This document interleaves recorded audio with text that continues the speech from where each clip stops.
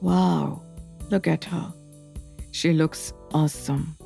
Robert ने भी उसे देखा और कुछ सोचने लगा। तभी विशाल ने कहा, तुमने मुझसे जो प्रॉमिस किया था वो याद है ना? या फिर तुम्हारा प्लान बदल गया है? ऑफ कोर्स मुझे याद है। आप वो सब मुझ पर छोड़ दो, मैंने सब प्लानिंग कर ली है। रॉबर्ट ने जवाब दिया। विशाल नव्या की तरफ गंदी नजरों से देखते हुए बोला, ठीक है, पर मैं ज्यादा वेट नहीं कर सकता। बिल्कुल ज्यादा वेट करना भी नहीं पड़ेगा। अविनाश भी होटल सिग्नेचर के रेस्टोरेंट में पहुंच गया था। सिद्धांत और समीरा पहले से वहां आ गए थे। समीरा अविनाश को देखकर बोली, तुमने तो बहुत वेट कराया अविनाश। सिद्धांत बोला, हाँ यार, हम तो थक गए। तो चलो कॉफी पीते हैं, सारी थकान उतर जाएगी। अविनाश हंसते हुए बोला। तीनों बेसमेंट वाले रेस्टोरेंट में चले गए। नव्या और रोहन लोगों से घिरे हुए थे। अब भी नव्या की ड्रेस को देखकर लोग कमेंट्स कर रहे थे, क्या ये ड्रेस तुमने इटली से मंगवाई है? Because it's very stylish and modern. क्या ये ड्रेस मार्केट में अवेलेबल है? पीछे से एक और आवाज आई। नव्या अब इस तरह की चापलूसी से बहुत परेशान हो गई थी। बहुत से लोग उससे फ्रेंडशिप करना चाह रहे थे जिससे वो फ्यूचर में उसके काम आ सके। उसे इस दिखावे के अटेंशन से बिल्कुल खुशी नहीं हो रही थी। उसे घुटन हो रही थी। वो सोच रही थी, जब हम तरक्की करते हैं तो लोग कैसे चापलूसी करने लगते हैं, तारीफ करते हैं, और जब आपका डाउनफॉल हो तो ताने मारने से पीछे नहीं हटते। उधर ही कुछ ही दूरी पर केशव पांडे खड़ा हुआ था। केशव कंपनी की सभी मीटिंग्स का सेंटर ऑफ अट्रैक्शन हुआ करता था।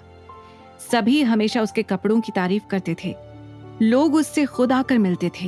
वो रॉबर्ट के अंडर काम करता था, इसलिए उसे सभी प्रिंस की तरह ट्रीट करते थे। पर आज वो सारी अटेंशन नव्या और रोहन को मिलते देखकर मन ही मन बहुत जल रहा था। रेड वाइन का ग्लास गुस्से में पकड़े हुए वो बड़बड़ाया, रोहन भले ही अच्छा दिखता हो, लेकिन मेरे कंपैरिजन में तो बिल्कुल नहीं।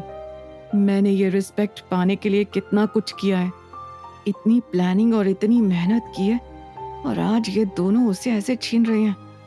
उसके चेहरे पर गुस्सा साफ नजर आ रहा था। रॉबर्ट और विशाल दोनों उसे नोटिस कर रहे थे। विशाल ने उसे देखकर रॉबर्ट से कहा, केशव बहुत गुस्से में लग रहा है। क्या चल रहा होगा उसके दिमाग में? मुझे लगता है इस बार उसे वो अटेंशन नहीं मिल रही है जो उसे हर बार मिलती थी, इसीलिए शायद उसका मूड खराब है। हाँ, कोई बात नहीं, जल्दी ही मैं सब ठीक कर दूंगा। रॉबर्ट ने कड़वी स्माइल के साथ कहा।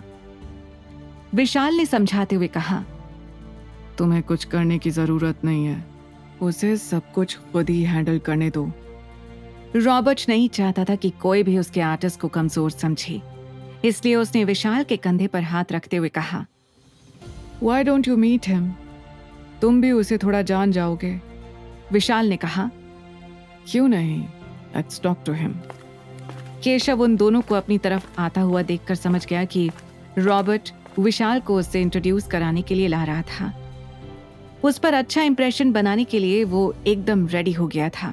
लेकिन नव्या और रोहन के पास इतने लोगों को देखकर विशाल का फोकस केशव से हटकर फिर से रोहन की तरफ चला गया और वो नव्या और रोहन से मिलने के लिए उनकी तरफ बढ़ गया।